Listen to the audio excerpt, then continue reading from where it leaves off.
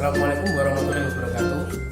Selamat pagi anak-anak kelas 8. Kita akan mulai pelajaran PKN.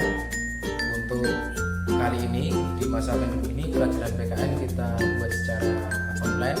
Di sini kita akan mulai masuk terhadap bab-bab yang ada di pelajaran PKN atau di semester ini. Kita di bab 1 akan membahas terkait dengan bagaimana memahami kedudukan dan fungsi Pancasila.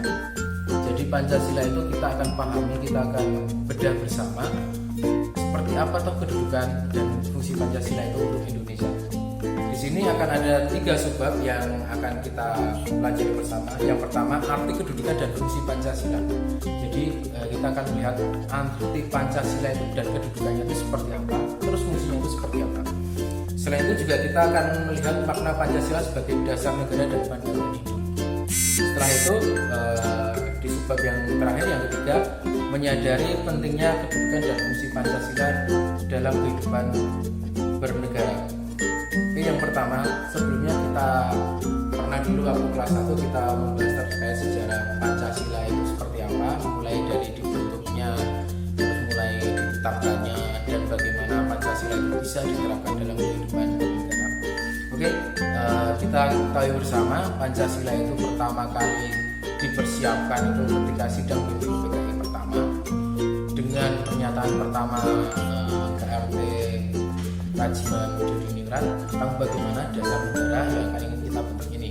Setelah itu pada tanggal 29, tanggal 30 tersebut, 31 tersebut, mulai dari tanggal 29 M. Yamin menyatakan Pancasila versinya M. Yamin. Setelah itu tanggal 31 Supomo menyatakan Pancasila versi Supomo, dan pada tanggal 1 Juli barulah sebenarnya muncul kata Pancasila.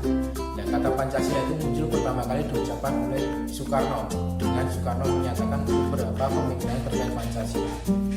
Nah, setelah itu pada tanggal-tanggal berikutnya, tanggal 7 Agustus itu mulai dibentuknya PPKI, tanggal 8 Agustus itu 3 orang perwakilan Indonesia datang ke Saigon menemui Panglima Besar Jepang untuk menanyakan kapan negara Indonesia ini akan dimerdekakan.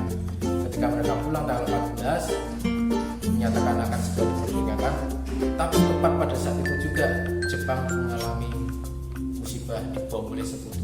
Pengetahuan itu oleh rakyat Indonesia melalui radio mempersiapkan kemerdekaan sehingga terjadilah penculikan Rengas Dengklok dan lain sebagainya, sehingga pada tanggal 17 Agustus Indonesia memproklamasikan kemerdekaannya. Apakah proklamasi itu cukup untuk membuat Pancasila menjadi dasar negara? Belum, karena pada tanggal 18 Agustus lah kita ketahui bersama Pancasila itu baru mulai masuk ke dalam dasar-dasar negara dan diakui dalam undang-undang dasar. Pada tanggal itu juga Presiden dan Wakil Presiden dipilih pada tanggal itu juga dibentuknya KNIB atau Komite Nasional Indonesia Bersatu. Nah, itu adalah bagaimana sejarah Pancasila dibentuk, Pancasila dibuat menjadi dasar negara.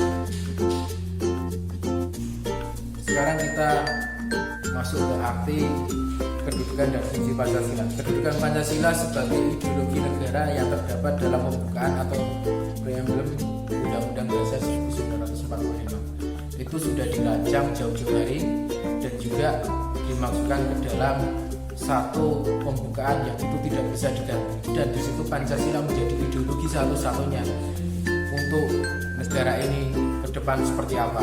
Ideologi penting karena menjadi suatu perjanjian bersama, suatu tekad bersama, suatu pandangan hidup bersama bagaimana negara ini akan dibuat dan negara ini akan berjalan. Berfungsinya sebagai apa?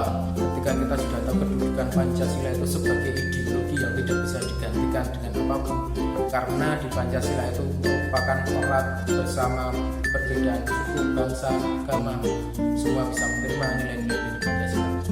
Fungsi yang pertama sebagai jiwa bangsa Indonesia. Bangsa Indonesia memiliki jiwa, di mana jiwa itu adalah jiwa yang terkait dengan isi dari Pancasila.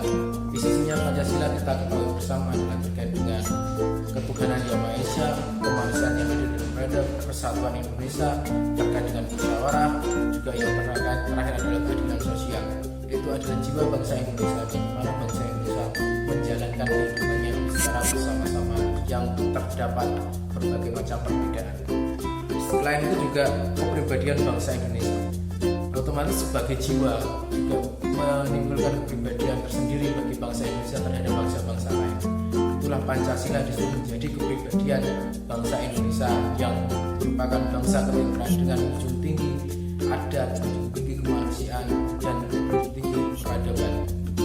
Selanjutnya, sumber dari segala sumber hukum. Pancasila itu merupakan dasar dari segala sumber hukum di Indonesia, tidak boleh lepas dari Pancasila. Kenapa?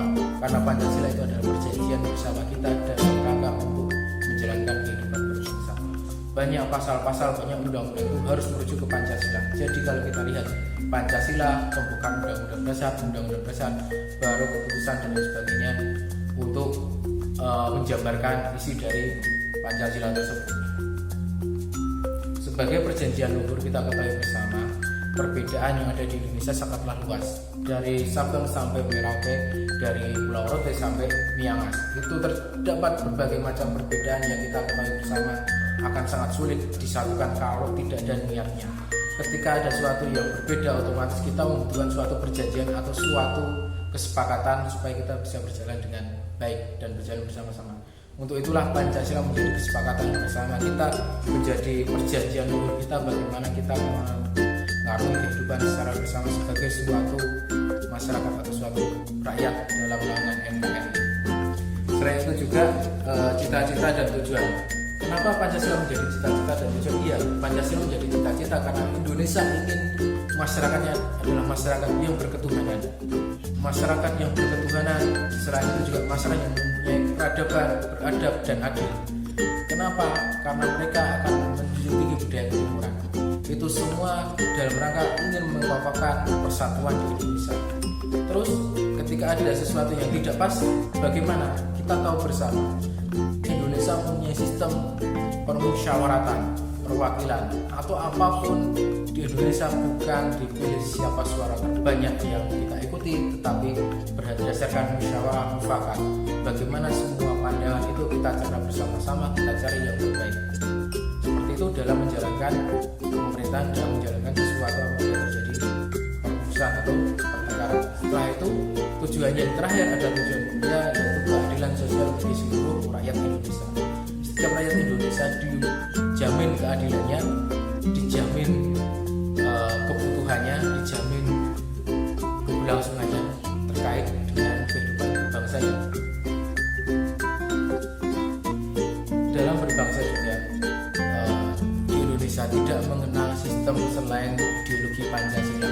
Komunis, liberal, kapitalis itu semua tidak masuk ke dalam Indonesia.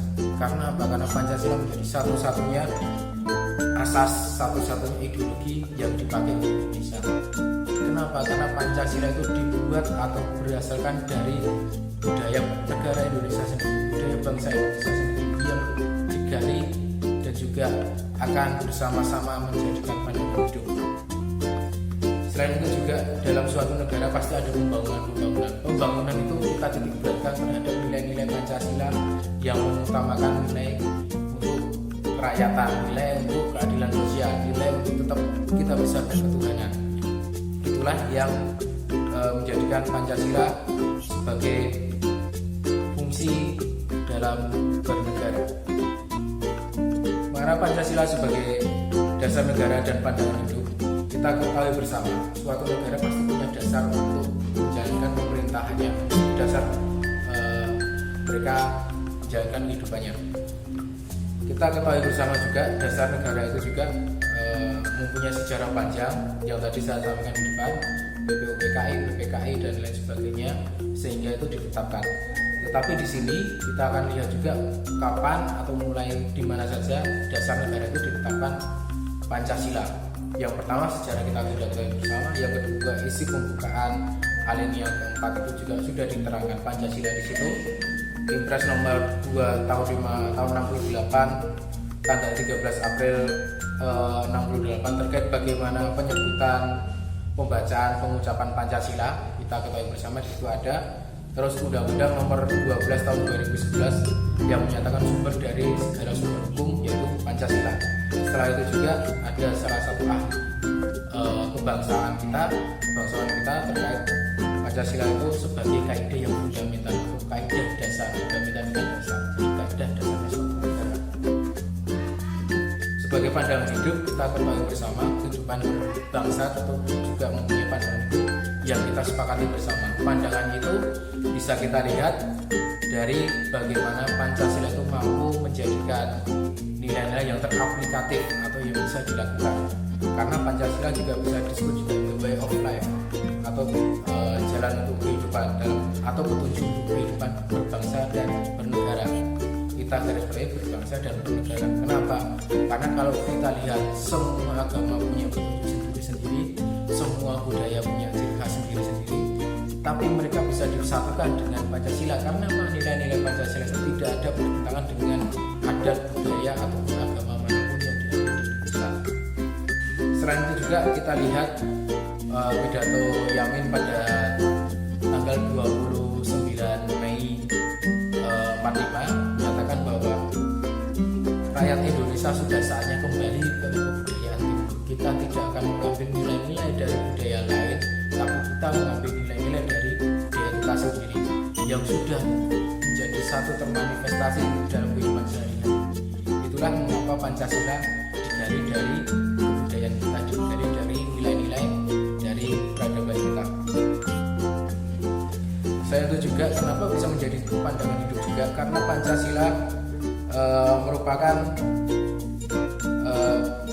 suatu pandangan atau sesuatu yang kita jalankan sehari-hari dalam kehidupan kita sehari-hari. Jadi tidak ada pertentangan dalam kehidupan kita sehari-hari ketika kita melaksanakan atau menjalankan nilai-nilai yang ada di dalam Pancasila. Pancasila sebagai dasar dan pandangan hidup merupakan suatu kesatuan yang tidak bisa dipisahkan. Kenapa?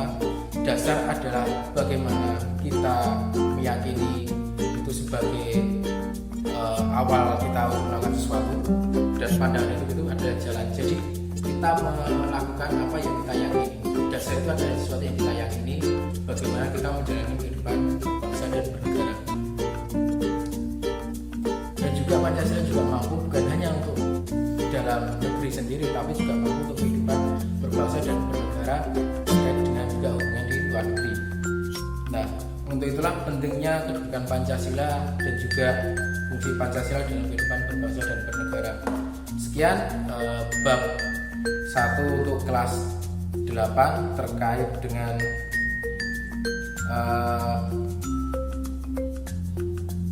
bagaimana kita memahami kedudukan dan fungsi Pancasila dalam suatu negara. Tugas-tugas yang akan ada adalah tugas-tugas terkait pendalaman materi di bab 1 ini.